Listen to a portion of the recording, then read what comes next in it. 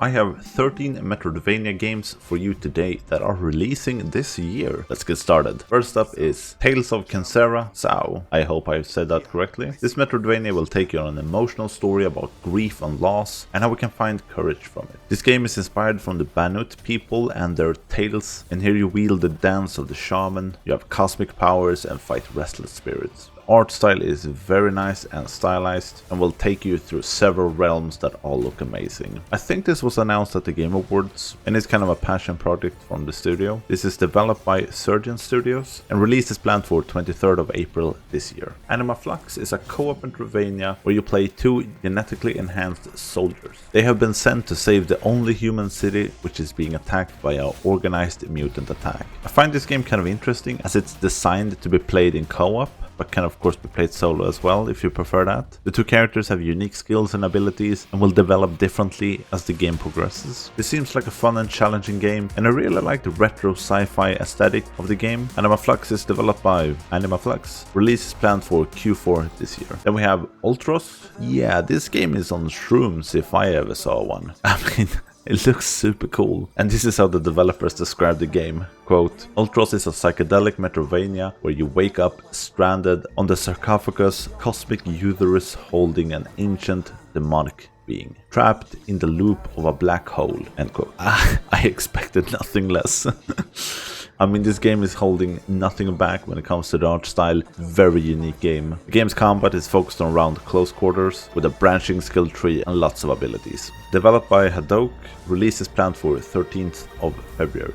Biomorph really seems like a fleshed out Metroidvania with some cool ideas. In the game you have the ability to morph into enemies and use their powers after you have killed them. You also have a bunch of different melee and ranged weapons to use, all with their own upgrade tree. You also have a city that you can build and customize. All of this sounds like a lot of fun. And the game seems to be big with several biomes, optional bosses and tons of secrets. Biomorph is developed by Lucid Dreams Studio. Release is set for 4th of March. Monolith Requiems of the Ancients. I really like the look of this game. You play as Astral on a journey across this world in order to save it from a dark ancient force. Yeah, many of these games have kind of the same generic premise, but I mean, it's hard to judge a game before full release, before you have played through the whole game. It might start off generic, but might end in a perfect place. In the game you have a lot of weapons that you can switch between mid-combo. You have melee and range weapons. You also have arcane energy to summon weapons, companions, tools in order to defeat enemies and bosses and progress. You can of course unlock new skills and techniques. I'm eager to try this game out. This is developed by C2 Games Studio. Release is planned for this year. Don't forget to leave a like, it really helps me out, and consider subscribing for more lists and reviews. Okay, back to the Metroidvania games. Nevergrave, The Witch and the Curse is a cute combination between a Metroidvania and a roguelite that can be played in single player or co-op for up to 4 players. You explore dungeons and with you have your cursed hat that can possess enemies. There are also a bunch of magical abilities for you to use. The dungeons will also have obstacles and puzzles that will block your progression and need to be overcome to progress further. When you're not exploring the dungeons, you can use the loot you have collected to build facilities in your village in order to get stronger for your next run. I like the vibrant look of the game, and I think this could be a lot of fun with some friends. Developed by Frontside 180, release is planned for Q1 this year. Awaken Astral Blade is a dark fantasy game where you play as Tanya. In this game you can impact the story at certain points, which leads to several endings because of your choices. There are a lot of hidden secrets and information for consecutive playthroughs in order to uncover the truth and get all the endings. The game have a lot of weapons and skills to use, talent trees to create the playstyle you like. I think the game looks great. I like the style and I hope the story is good and interesting all the way through. This is developed by Dark Pigeon Games. Release is planned for Q2 this year. Dragon Loop is definitely the cutest game on the list, and it looks fast-paced with some great combat. The game has kind of an interesting concept. The main character have lost her memories and is trapped in a 5-day time loop.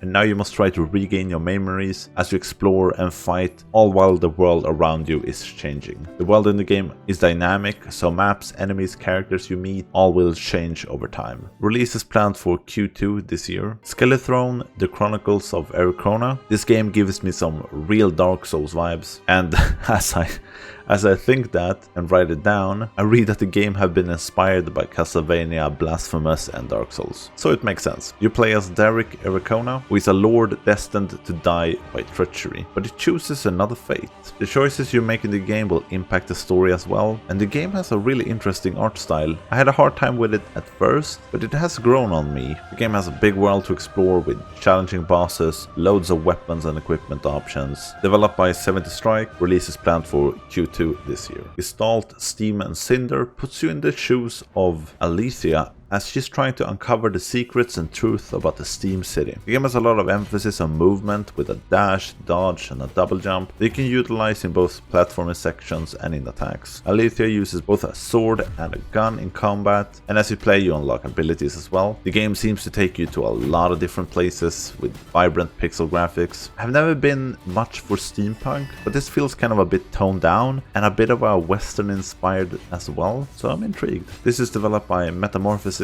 Games, release is planned for this year. Exophobia is the only FPS game on the list. Usually these games aren't in the Metroidvania genre. In Exophobia you find yourself in a spaceship overrun by aliens. Explore and fight your way through the ship as you try to figure out what happened. Your alien weapon can be evolved, granting you new abilities and make it possible to access new places. The ship is big with several floors, challenging bosses and rooms filled with enemies. I really like the throwback graphics and that it is an FPS game. This is developed by Sark Attack, release is planned for this year. MiniShoot Adventures is a top-down bullet hell type of Metroidvania game. An evil have returned from the underworld, destroying your village and imprisoning your friends. You must now fight your way down in order to save the world and your friends. This is also a twin-stick shooter with responsive controls as you explore and fight bosses, upgrade your ship, and buy enhancements. You can also find primordial powers that will help you out, all while traversing an interconnected world. Love that the game has a more cartoonish style. It's a very pleasant graphical choice. I always love me a twin-stick shooter from time to time. This is developed by Soul Game Studio, release is planned for March this year. Crypt Custodian might be the most charming game on the list. The game to me has kind of a dark vibe, but yet looks so cozy. You take control of a Pluto, a cat who have just died. In death, Pluto have been banished and have been sentenced to clean forever.